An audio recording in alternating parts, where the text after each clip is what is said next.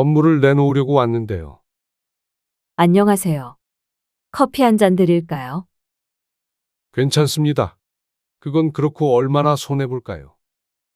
요새 워낙 불경기에 고객님처럼 내놓으려고 하는 분들이 많아서요. 원하시던 가격에는 거래가 안 될 수도 있어요. 너무 스트레스를 받아서 그냥 최대한 빨리 팔게만 해주세요.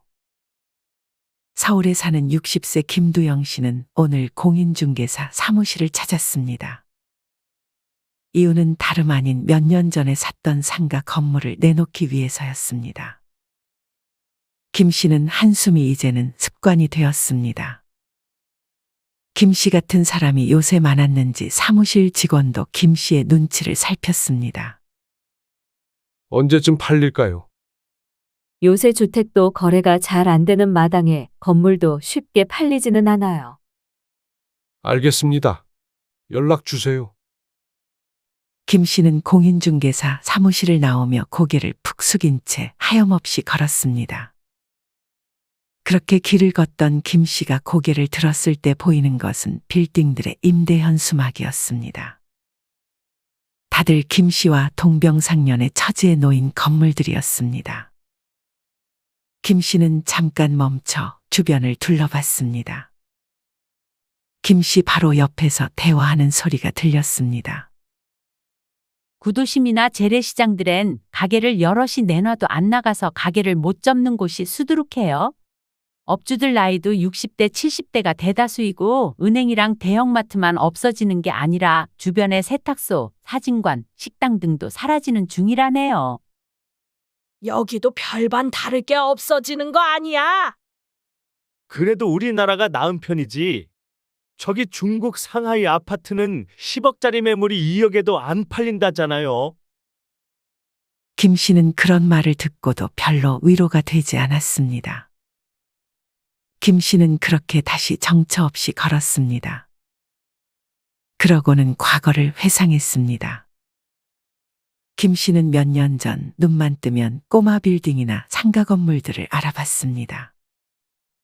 그때는 금리가 지금처럼 높지 않았고 다들 건물주가 되고 싶어서 안달이었던 때였습니다. 김 씨도 지인들과 자연스럽게 그에 대한 얘기를 나누다 보니 관심이 갔습니다. 김 씨는 좋은 입지에 있는 건물을 운 좋게 얻었지만 그때는 몰랐습니다. 이 선택이 김 씨의 노후를 엉망으로 만들어버리는 선택이었다는 것을 말이죠. 김 씨는 어릴 때부터 공부를 잘했습니다. 김 씨는 서울에 있는 상위권 대학을 졸업 후 곧장 대기업에 취직을 했습니다. 김 씨가 대기업에 취직을 하자 많은 선자리가 들어왔고 김 씨는 그렇게 결혼까지 해서 3명의 자녀를 낳았습니다. 남들은 그런 김 씨의 삶을 부러워하긴 했지만 김 씨는 직장 생활이 맞는 사람은 아니었습니다. 비슷한 업무의 반복과 인간관계에서 오는 스트레스, 끊임없는 경쟁 등으로 김 씨는 40이 넘어가면서부터 탈모가 왔습니다. 거기다 야근이 잦아 운동할 시간도 부족해 김 씨는 한순간에 늙어버렸습니다. 어느 날 김 씨는 거울 앞에 서 있는 자신의 모습이 참 보기 싫게 느껴졌습니다. 김 씨는 그렇게 점점 자존감도 떨어져 가고 있었습니다. 하지만 3명의 자녀들을 키우고 외벌이를 하느라 일을 그만둘 수는 없는 노릇이었습니다. 김 씨는 그렇게 쉰 중반의 나이까지 열심히 일을 다녔습니다. 어느덧 회사를 다닌 지 25년이 넘은 김 씨는 이제는 버틸 수 없을 것만 같았습니다. 다행히도 김 씨는 연봉을 많이 받았고 아내가 절약하는 습관이 있어서 꽤 많은 돈을 모을 수 있었습니다.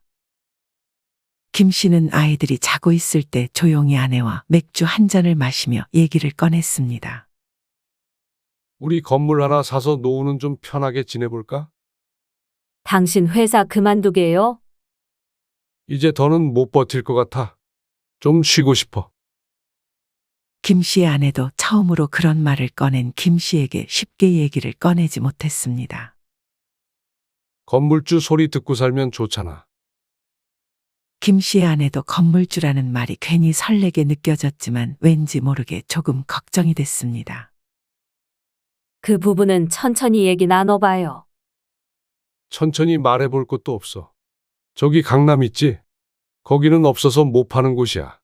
다른 곳은 몰라도 강남은 망할 일 없잖아.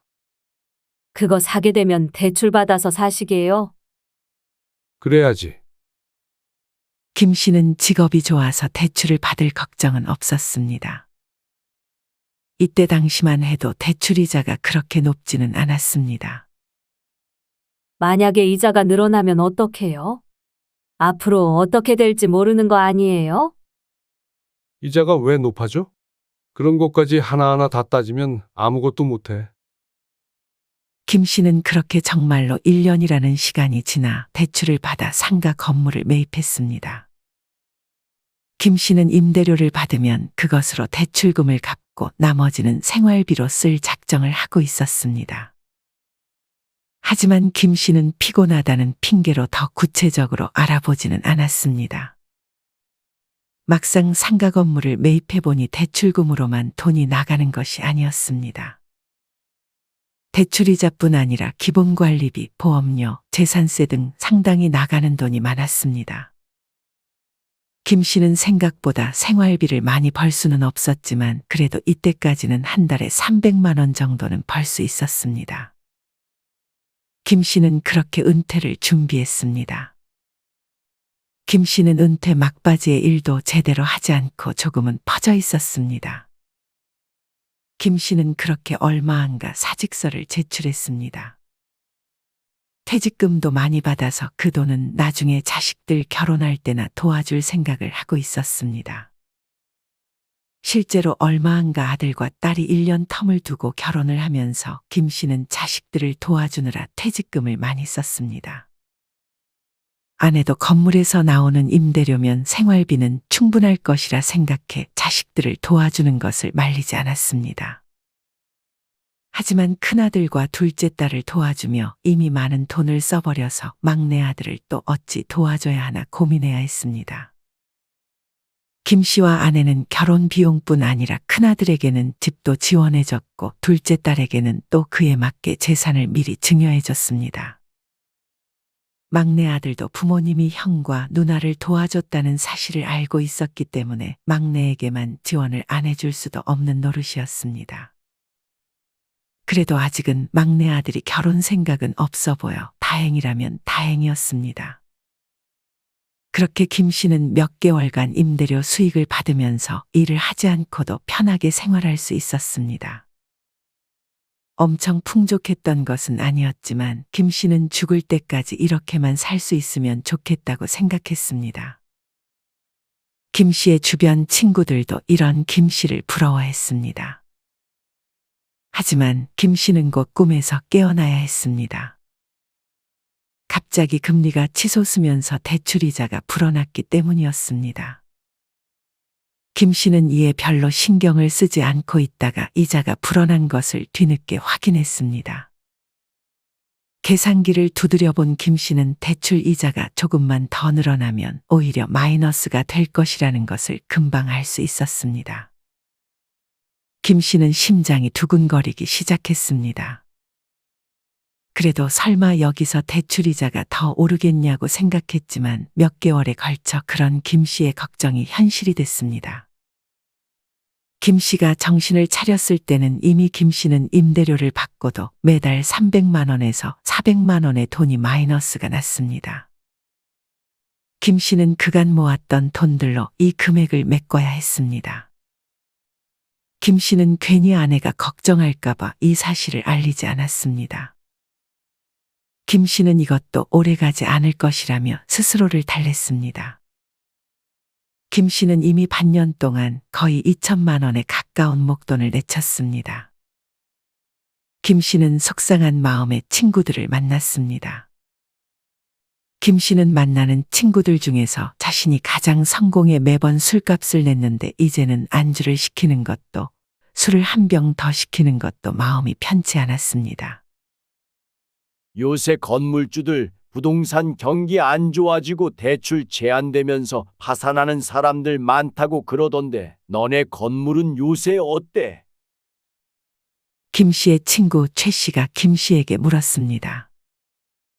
안 그래도 씁쓸했던 김 씨는 대답을 얼버무렸습니다. 상가 건물 요새 점점 힘들어진다고 그러던데. 경기 침체로 다들 지갑 잘 안 열고 이제는 또 온라인 쇼핑이 너무 발전했잖아. 이번에 쿠팡 써봤는데 진짜 편리하긴 하더라. 물건도 금방 오고. 온라인 시장의 성장하는 속도가 무서워. 우리 아버지도 이제 80인데 온라인 쇼핑하는 거 한번 알려드리니까 뭐 사려고 하면 인터넷으로 혼자서 잘 구매하시더라고. 상가가 공급이 넘쳐나는 것도 있는데 온라인 쇼핑이 상가 망하게 하는 1등 공신이라니까. 배달, 물류, 택배가 워낙 좋은데 굳이 뭐하러 밖에 나가서 사. 상가나 상인은 앞으로도 희망이 없어질 수도 있어. 김 씨는 그런 친구들의 대화를 듣고 자기도 모르게 한숨이 나왔습니다. 몇 년 전에 꼬마 빌딩이나 상가 투자 열풍 불었을 때 투자한 사람들 지금쯤 꽤나 골머리 앓을 거다. 김 씨의 친구는 김 씨를 약 올리려는 건지 자꾸만 부정적인 얘기를 꺼냈습니다. 너는 대출 많이 받아서 샀냐? 대출 많은 건물주는 이제 간물주가 아니야. 요즘 집 가진 거지들도 수두룩한데. 김 씨는 아무 말 없이 소주를 한 잔 마셨습니다. 꼬치 하나 시켜도 되냐? 김 씨의 친구는 익숙한 듯 김 씨가 계산할 것이라 생각하고 김 씨에게 허락을 받고 안주를 시키려는 듯 했습니다. 밥 안 먹고 왔어? 그냥 있는 안주 먹어. 김 씨는 자기도 모르게 예민하게 반응했습니다. 그때 김 씨의 또 다른 친구 장 씨가 도착했습니다. 장 씨는 도착하자마자 당당하게 꼬치 모듬 세트를 하나 시켰습니다. 김 씨의 친구 장 씨는 중소기업을 다니다가 주식으로 돈을 많이 번 친구였습니다. 늦어서 미안하다. 오늘은 내가 살게.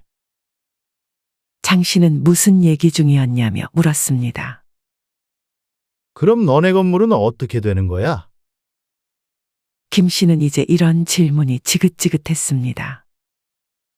우리 옆 건물 할머니 1층 6개 상가 중에서 4개나 비어 있더라고.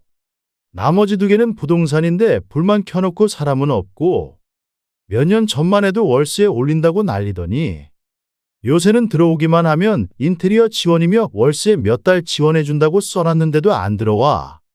또 그 옆 건물은 상가 4개인데 3개가 비어서 그 상가 주인 아줌마 일 다니는 것 같던데. 중요한 건 월세를 내리는 건 둘째고 이제 상가 건물 보러 오지도 않는 것 같더라고. 그 아줌마도 대출 많이 받으셨나 보네.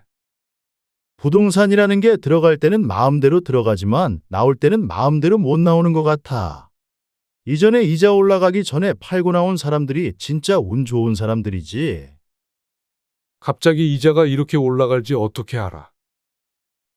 김 씨는 안주도 먹지 않고 벌써 술을 혼자서 2병을 마셨습니다. 너 오늘 왜 이리 달려? 천천히 좀 마셔. 김 씨는 안 그래도 이번에 세입자 한 명이 건물에서 나가겠다고 해서 그 문제가 온통 머릿속을 가득 채웠습니다. 김 씨는 그래도 입지 좋은 건물을 구해 공실률은 없었지만 이제 공실이 하나 생기게 되면 임대료 수익이 줄어들어 마이너스가 더욱 불어날 것을 우려했습니다. 친구들의 말대로 아무리 강남이어도 수요가 공급을 따라가지 못하니 걱정을 멈출 수 없었습니다. 요새 50대 이상 중장년 중에 10억 원 넘게 고액 채무 파산하는 사례가 많다던데 두영이 너도 곧 그렇게 되는 거 아니야? 뭐? 재수없는 소리 할 거면 나간다.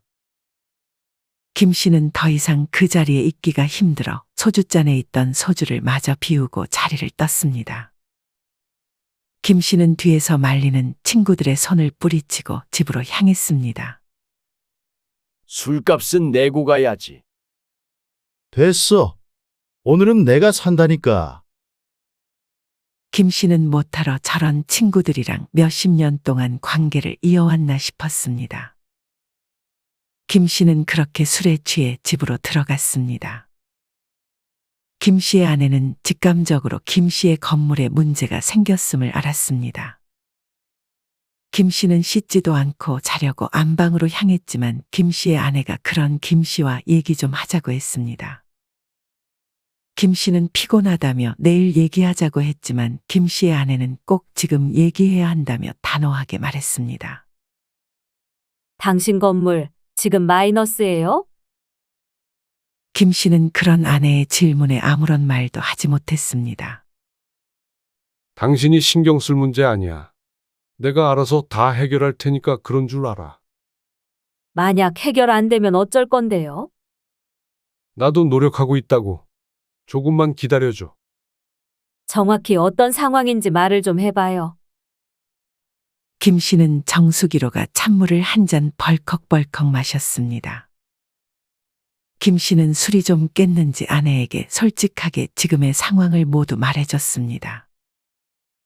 김 씨의 아내는 그런 김 씨를 달래주기는커녕 제정신이냐며 김 씨를 쏘아붙였습니다. 그리고는 당장 그 건물을 처분하라고 했습니다. 그 건물 지금 팔면 손해가 막심해. 지금까지 내친 세금에 중개수수료까지 다 합치면 몇 억은 그냥 날리는 거라고. 그렇다고 그 건물 가격이 오를 것 같아요? 매달 그 돈을 어떻게 메꿔요? 마이너스가 언제까지 지속될 줄 알고. 당신은 왜 그리 부정적이야? 이 문제는 내가 알아서 할 테니까 그렇게 알고 있어. 알겠어요. 저는 걱정되니까 그러죠. 그리고 창현이 곧 결혼한대요. 결혼? 갑자기? 저도 여자친구 만날 생각은 없는 줄 알았는데 저희 몰래 만나고 있었나 봐요. 벌써 5년 됐대요. 근데 왜? 무슨 문제 있어? 여자 쪽에서 저희가 집을 해주기를 바라나 봐요. 창현이가 당신이 건물주라고 여자친구한테 말한 것 같아요. 김 씨는 건물만 해도 머리가 아팠는데 이제 막내의 결혼 준비까지 도와주려니 정말 막막했습니다. 아버지, 저 형이랑 비슷한 집 해줄 수 있어요? 그래야 마음 편히 결혼 준비할 수 있을 것 같은데. 평소 잘 찾아오지 않던 막내 아들이 정말 오랜만에 김 씨의 집에 찾아왔습니다. 김 씨는 조심스레 아들에게 전세로 시작하는 게 어떻겠냐고 제안했습니다. 그런 게 어딨어요? 형한테는 그렇게 좋은 집 해주시고 누나한테도 그 정도 재산 증여해 주셨잖아요. 저한테 주는 돈은 아까우신 거예요? 그런 게 아니라 요새 우리 사정이 좋지 않아. 그럼 여자친구랑 그쪽 부모님께는 뭐라고 말씀드려요? 이미 자신있게 집은 해갈 거라고 말씀드렸는데 엄마도 집 해주신다고 걱정 말라고 저한테 매번 말씀하셨잖아요.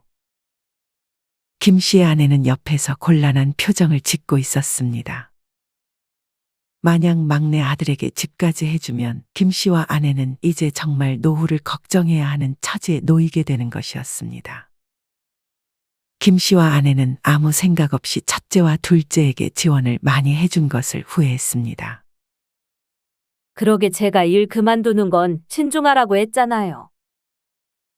김 씨의 아내는 김 씨에게 모든 탓을 돌리려는 듯 했습니다. 김 씨는 그런 아내의 태도가 마음에 들지 않았습니다. 김 씨는 외로웠습니다. 자식들은 자신의 이익만 생각하는 듯 했고 김 씨의 아내는 이 상황을 전부 김 씨의 잘못으로 돌리며 이제는 밥도 제대로 차려주지 않았습니다. 밥 안 줘? 내가 밥 해주는 사람이에요? 어떻게 삼시세끼 다 차려줘요?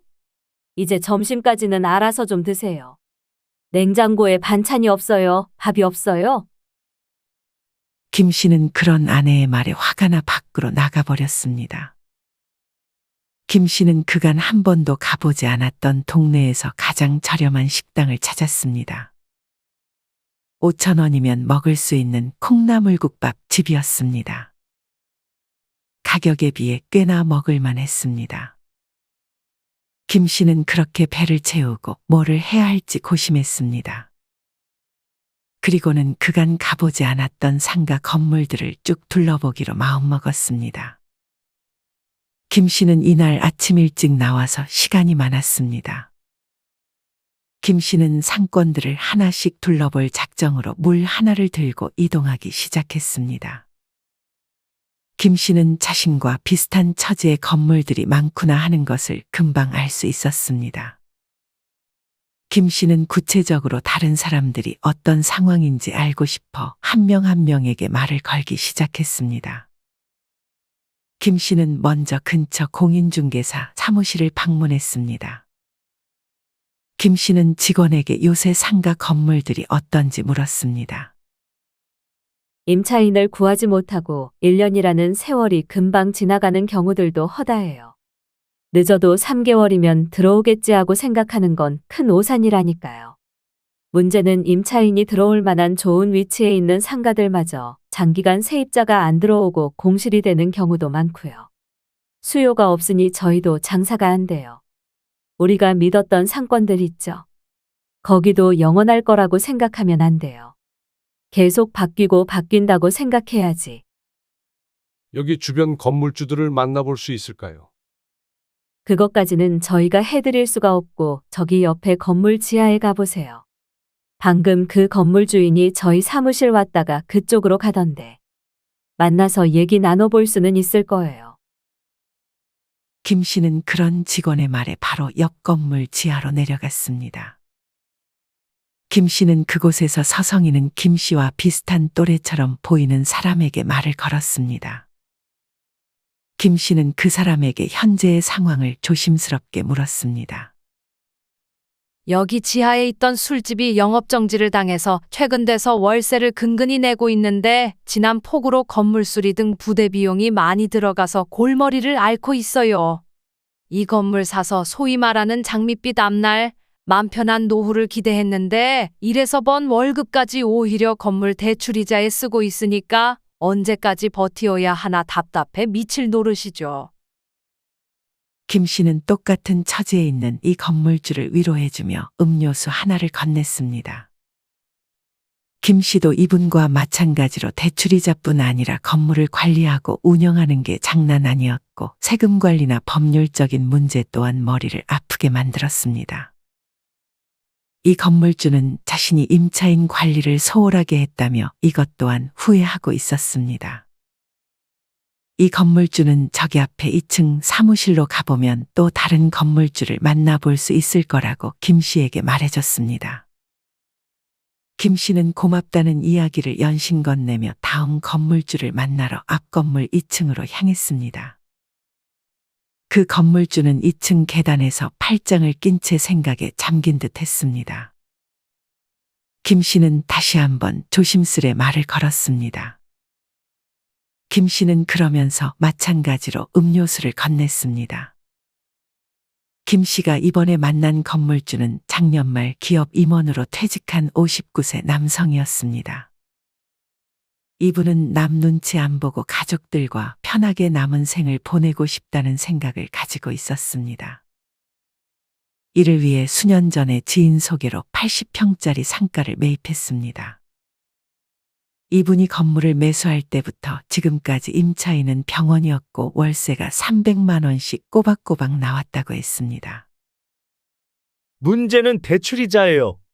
저금리 땐 그럭저럭 버틸만 했는데 이자가 비싸지고 퇴직해서 더 이상 월급이 들어오지 않는 상황이라 지금 내는 230만 원 가량의 이자가 꽤 많이 부담돼요.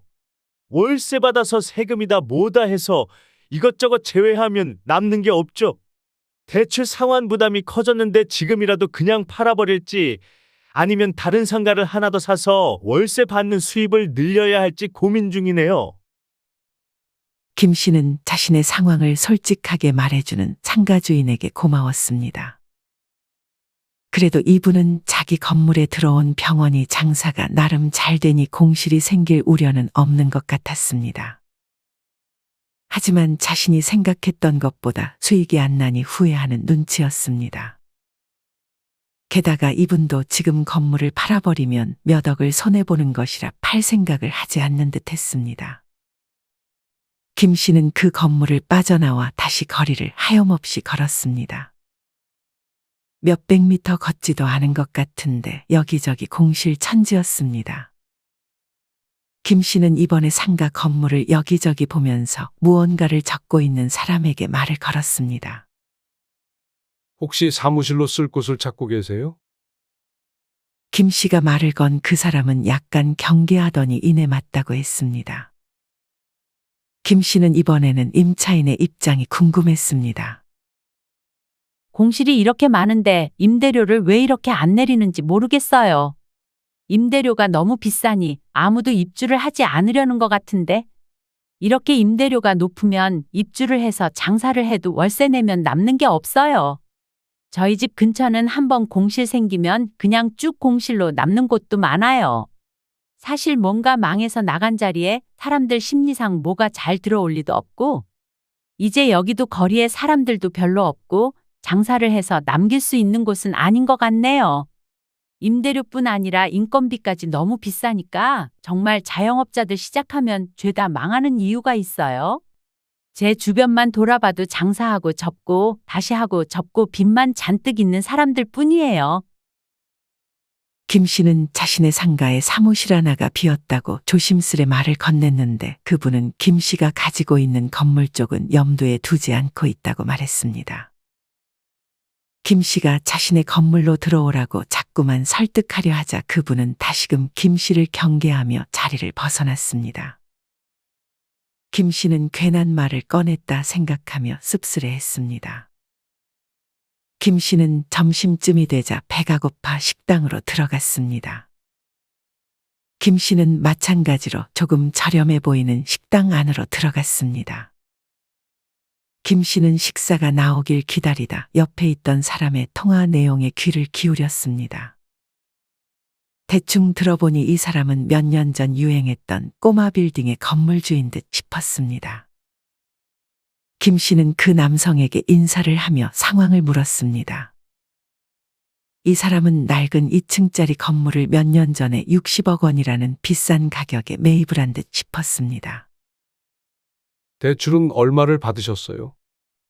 40억 원을 연에 3%로 대출을 받았죠. 그리고 리모델링을 하고 나서 임대 사업을 하려고 했어요. 예상대로 잘 되셨어요. 김 씨의 질문에 그 사람은 연신 고개를 저었습니다. 리모델링이 예상보다 4억 원이 더 들었고 불행하게도 완공할 때쯤 금리가 5% 치솟아 버렸죠. 월에 이자만 1,000만 원 중후반쯤 되는데 여기에 보험료에 세금 등 다 더하면 거의 월에 2천만 원이나 가요. 그렇게 리모델링 했음에도 아주 어렵게 임차인을 구하기는 했는데 임대료가 1,500이에요. 임대료를 받아도 달에 500씩 마이너스가 나는 거죠. 김 씨는 자신도 지금 똑같은 상황이라며 혹시 어떻게 할 생각이냐고 물었습니다. 1년 만에 3, 4억 정도 적자를 봐서 처음 샀을 때보다 5억이나 낮은 금액으로 급매를 내놓았는데 팔리지도 않아요. 한마디로 그냥 망한 거죠. 그 손해를 감수하고 팔지 아니면 상황 좋아지기를 기다려야 할지 몇 달째 갈팡질팡하고 있습니다. 그러시군요.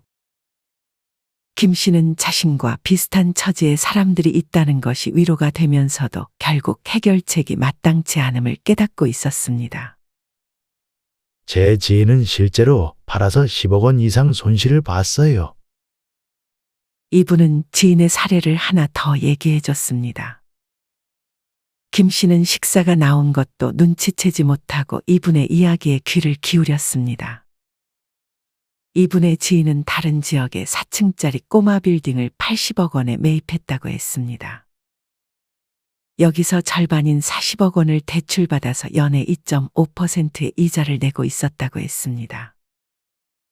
월 임대료 수입 2천만 원으로 대출이자를 내고도 여유가 있어 자신이 바라던 삶을 살고 있었습니다.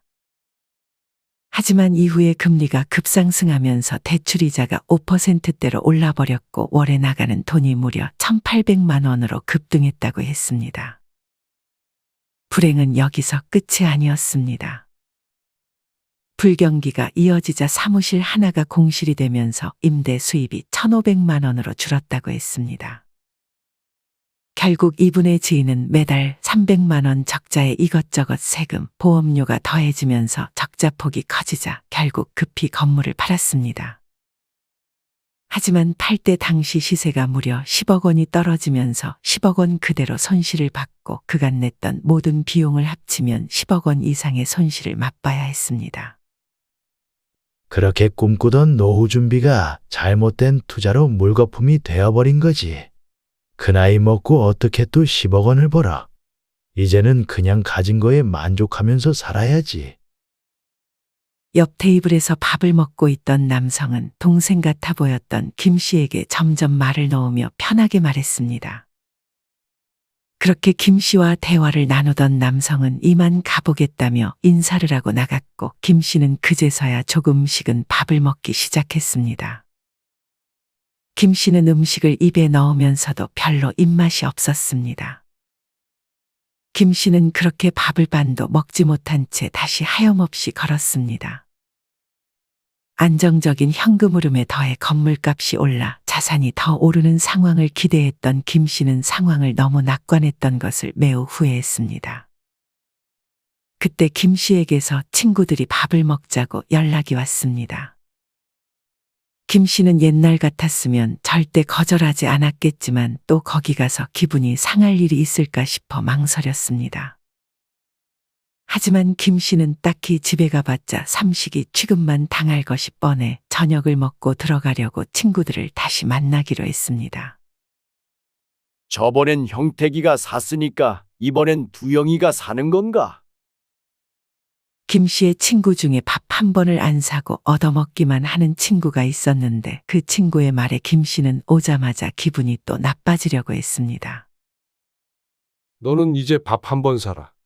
어떻게 밥 한 번을 안 사냐? 매번 밥을 사라고 얘기할 때마다 이 친구는 돈 잘 버는 사람이 사는 게 맞는 거라는 소리를 했습니다. 그동안은 오래 알았다는 이유만으로 연을 이어갔는데 이제는 그런 말들이 정말 듣기가 싫었습니다. 김 씨는 친구들 앞에서 자신의 상황을 솔직하게 털어놓았습니다. 하지만 김 씨의 친구들은 김 씨를 빼놓고 최근에 골프를 치기 시작했는데 김 씨에게는 영혼 없이 잘 될 거라고 말만 하며 자기들 골프 얘기하는데 정신이 팔려 있었습니다. 김 씨는 화장실을 갔다 오겠다며 자기가 먹은 밥값만 계산하고 집으로 돌아갔습니다. 그리고 한동안 친구들의 연락에 답장을 하지 않았습니다. 김 씨가 집에 도착했을 때 아내가 거실에서 돌아다니고 있었습니다. 왜 이렇게 늦었어요? 김 씨의 아내는 꽤나 심각한 표정으로 김 씨에게 잠깐 앉아보라고 했습니다. 주변 사람들한테 들어보니까 요새 팔지 못하는 부동산이 전국에 수백만 채라던데. 진짜 괜찮은 거 맞아요? 또 무슨 뉴스를 보고 잔소리야? 상대적으로 좀 싸다는 건물들 은행빚 끌어들여 샀다가 망하는 케이스 많다고 친구가 그러던데. 김 씨는 화장실로 들어가 버렸습니다. 김 씨의 아내는 화장실까지 따라와서 막내 아들 결혼은 어떻게 할 거냐고 물었습니다. 김 씨는 이제 선택해야 했습니다. 손해를 보고 남은 돈이라도 챙겨서 막내를 도와줄지 아니면 몇 개월만 버텨볼지를 말이죠. 김 씨는 끝내 후자를 택했습니다. 도저히 몇 억을 손실을 보고 팔기는 힘들었습니다. 결국 막내 아들이 결혼할 때는 자신들이 모아놓은 노후 자금을 깨야 했습니다. 막내 아들은 받을 거 다 받았다고 생각했는지 더 이상 김 씨네를 잘 찾아오지 않았습니다. 김 씨는 참으로 씁쓸했습니다. 이제 김 씨와 아내가 믿을 건 건물 하나밖에 없었습니다. 김 씨는 그렇게 버티며 그동안 번 돈 모두 이자를 갚는 데 썼습니다. 하지만 얼마 안 가 김 씨는 끝내 건물을 처분할 수밖에 없었습니다. 건물을 내놓으려고 왔는데요. 안녕하세요. 커피 한 잔 드릴까요? 괜찮습니다. 그건 그렇고 얼마나 손해볼까요? 요새 워낙 불경기에 고객님처럼 내놓으려고 하는 분들이 많아서요. 원하시던 가격에는 거래가 안 될 수도 있어요. 너무 스트레스를 받아서 그냥 최대한 빨리 팔게만 해주세요. 김 씨가 내놓은 건물은 그 와중에 또 쉽게 팔리지 않아서 마음고생을 많이 해야 했습니다. 아내는 이번 일로 김 씨에게 이혼을 요구했습니다. 김 씨도 그런 아내와 더 이상 같이 살기 싫었습니다. 김 씨는 그렇게 막대한 손해를 보았고 이후에 채무가 쌓여 결국 파산 신고를 했습니다. 김 씨는 극심한 우울증에 걸렸습니다. 그런 김 씨의 집에 친구들이 찾아왔습니다. 너 왜 연락이 안 돼? 소식 들었어. 너무 낙담하지 마. 하지만 그 어떤 말들도 김 씨에게 위로가 되지 않았습니다. 그중 친구 한 놈이 김 씨 앞에서 해서는 안 될 말을 꺼냈습니다. 요새 파산한 사람들 중에 고의적으로 파산하는 사람들 많다던데. 너도 그런 거 아니야? 재산 자식들한테 다 빼돌리고 파산 신청한 거 아니냐고. 이혼도 연금 받아먹으려고 위장이혼하는 사람들도 많다고 하던데. 이렇게 말한 친구는 밥값을 한 번도 안 내던 그 친구였습니다. 김 씨는 참지 못하고 그 친구에게 주먹을 날렸습니다. 같이 온 친구는 김 씨를 말렸고 맞은 친구는 폭행죄로 신고하겠다고 노발대발했습니다. 김 씨의 집은 순간 난장판이 따로 없었습니다. 김 씨는 그렇게 가족들도 친구들도 잃고 한동안 술에 의지하며 지냈습니다. 김 씨는 이번 일로 갑상선암 수술까지 받았습니다. 하지만 다행히도 김 씨는 여기서 삶을 포기하지 않았습니다. 물론 앞날이 막막하긴 했지만 당장 할 수 있는 일들이 있는지 찾아봤습니다. 김 씨는 일단 자신의 과거를 내려놓는 일부터 시작했습니다. 과거에서 벗어나 젊은 사람들이 안 할 만한 일을 찾으니 일을 쉽게 구할 수 있었습니다. 김 씨는 그래도 이제는 일을 할 수 있는 것에 감사하며 그저 오늘 하루를 잘 살아가고 있습니다. 여러분은 이런 김 씨의 이야기를 어떻게 들으셨나요? 잘못된 투자와 자식들에게 대한 무리한 지원으로 노후가 한순간에 꼬여버리는 일은 남의 일이 아닌 것 같습니다. 특히나 대출까지 받아가면서 하는 무리한 투자는 정말 피해야 할 투자인 것 같습니다. 빌딩 푸어라는 말이 있습니다. 건물을 가지고 있어도 매달 손해가 나서 가난하게 지내는 사람들을 의미합니다. 특히나 부동산의 경우 건물도 점점 늙어가고 까다로운 세입자가 들어오면 불필요한 시설물 교체 등 잔돈이 계속 들어가고 머리 아픈 일도 많다고 합니다. 그래서 이런 투자의 경우 정말 공부를 많이 하고 전략을 잘 짜는 동시에 운까지 좋아야 하는 것 같습니다. 특히나 제일 피해야 할 것은 뭐가 좋다는 주변 사람들의 말에 혹하는 것입니다. 몇 년 전에 유행했던 꼬마 빌딩이나 상가 건물 투자한 사람들 중에 힘들어하는 사람들이 아주 많은데 아마 이분들도 많은 공부 없이 주변의 말에 휩쓸려 투자한 케이스가 아닐까 하는 생각이 듭니다. 나이 들수록 투자는 정말 신중하게 해야 합니다. 여러분은 투자 혹은 저축에 대해서 어떤 생각을 가지고 계신가요? 이와 관련하여 여러분의 자유로운 생각들을 댓글로 남겨주세요. 이상으로 오늘의 영상을 마치겠습니다. 우리 모든 구독자분들의 행복한 여생을 응원합니다. 다음에 더 흥미로운 이야기로 찾아뵙겠습니다. 감사합니다.